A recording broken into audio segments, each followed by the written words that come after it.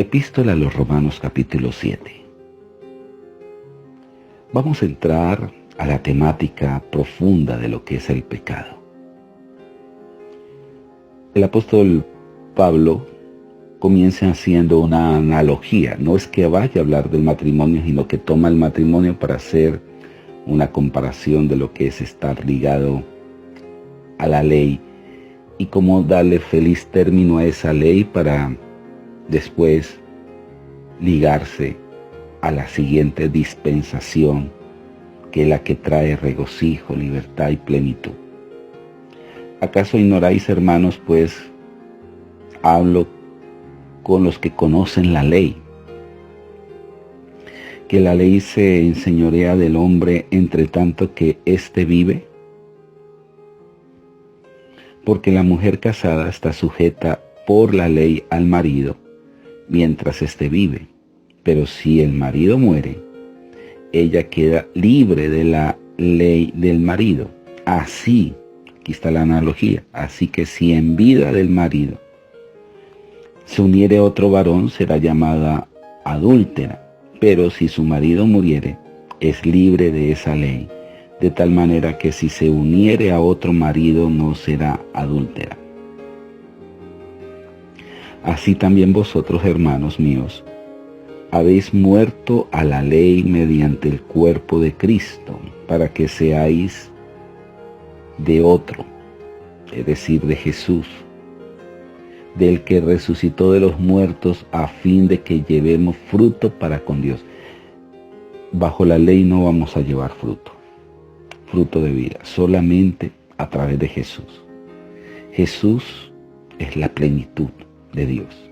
Jesús es nuestra justicia. Porque mientras estábamos en la carne, las pasiones pecaminosas, que eran por la ley, es decir, que la ley las había avalado, obraban en nuestros miembros llevando fruto para muerte. Y ese fruto para muerte se ve representado en ¿qué? En que cada día la persona se siente más sola, más frustrada, más triste, más abandonada, se siente más desdichada. Día tras día el ocaso se va viendo patente en esa persona. La noche va avanzando. Pero ahora estamos libres de la ley, por haber muerto para aquella en que estábamos sujetos, de modo que sirvamos bajo el régimen nuevo del Espíritu y no bajo el régimen viejo de la letra. Aquí hay algo sumamente importante. Cuando hablan de regímenes, hablan específicamente de leyes espirituales. El régimen nuevo del Espíritu habla de renovación.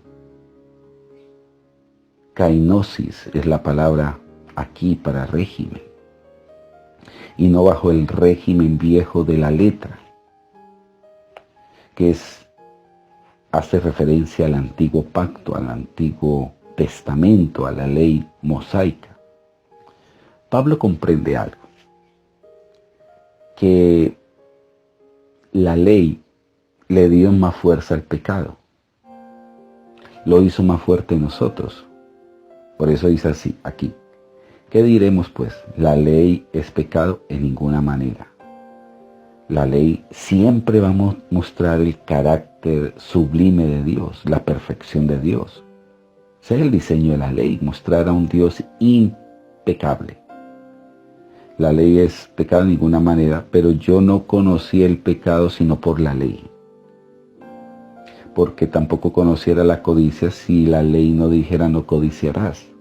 Es decir, que en el momento en que se estipulará no codiciarás como una ley para agradar a Dios, esa misma ley va a producir una fuerza mayor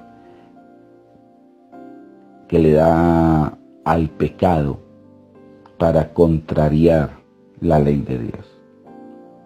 Dice aquí, más el pecado tomando ocasión. Cuando dice tomando ocasión es dando más fuerza por el mandamiento, es decir, que el mandamiento le dio más fuerza al pecado, lo hizo más agresivo. Produjo en mí toda codicia. Mire lo que está diciendo Pablo, produjo en mí toda codicia.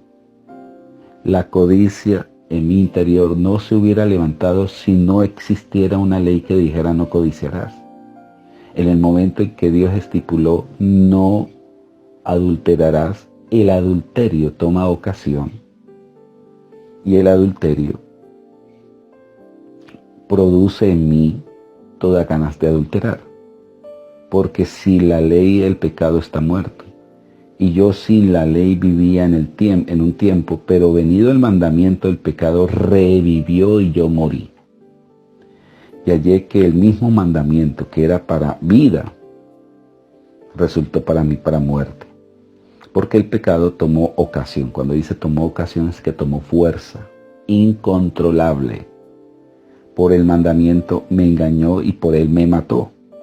De manera que la ley a la verdad es santa. ¿Por qué dice que es santa? Porque muestra el carácter sublime de Dios, pero a la misma vez muestra al hombre incapaz, pecador, lo más bajo, lo más mísero, y que no tiene capacidad para responder.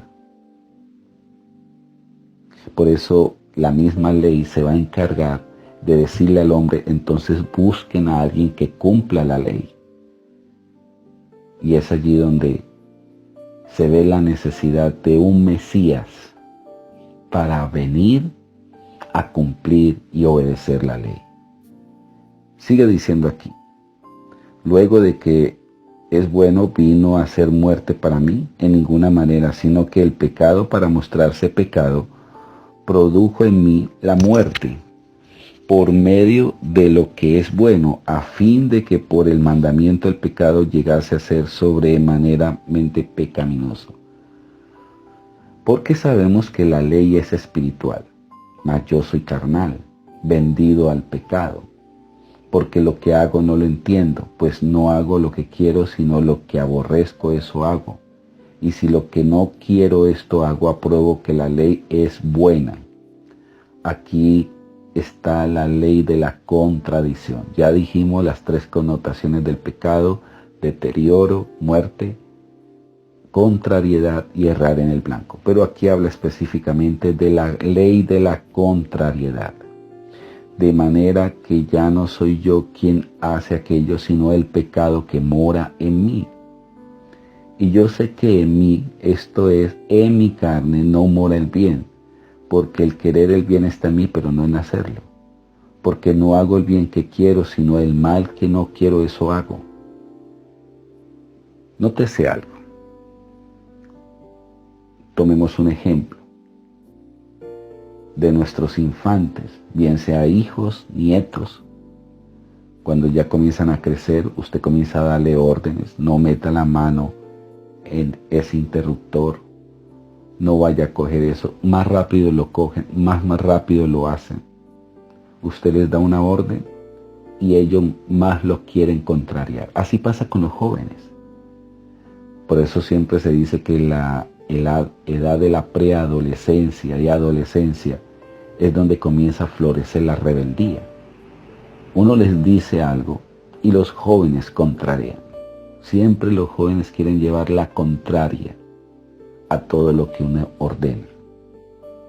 Aquí está claramente ese ejemplo, mostrando la ley de la contrariedad, haciendo que la ley le dé más fuerza a la contrariedad. Eso lo comprende el apóstol Pablo. Por eso dice en el verso 21, así que queriendo yo hacer el bien hallo esta ley, que el mal está en mí. Porque según el hombre interior me deleito en la ley de Dios. Pero de otra ley en mis miembros que se revela, aquí está la palabra clave, se revela contra la ley de mi mente y que me lleva cautiva a la ley del pecado que está en mis miembros. Y ahí es donde Pablo dice, miserable de mí, ¿quién me librará de este cuerpo de muerte? Los romanos tenían como castigo a los reos que se portaban sumamente mal, que se querían escapar, los amarraban a un cadáver y ese cadáver los terminaban matando porque la muerte se pasaba hacia ellos. ¿Se pueden imaginar ustedes con un cadáver amarrado a su cuerpo? Bueno, Pablo sabía esto, sabía ese castigo del Imperio Romano. Y él compara ese cuerpo, ese cadáver, con nuestro hombre exterior.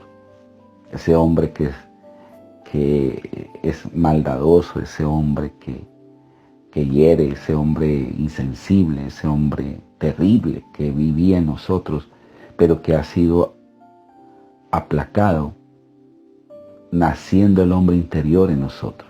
Ese hombre que ama y se deleita en Dios. Por eso aquí Pablo dice, miserable de mí, ¿quién me librará de este cuerpo de muerte? Gracias doy a Dios por Jesucristo, Señor nuestro. Así que yo mismo, como con la mente sirvo a la ley de Dios, mas con la carne a la ley del pecado. Qué tremenda revelación. ¿Cómo seguimos aprendiendo? Por eso el capítulo siguiente, el capítulo 8, va a ser nuestro manual de vida.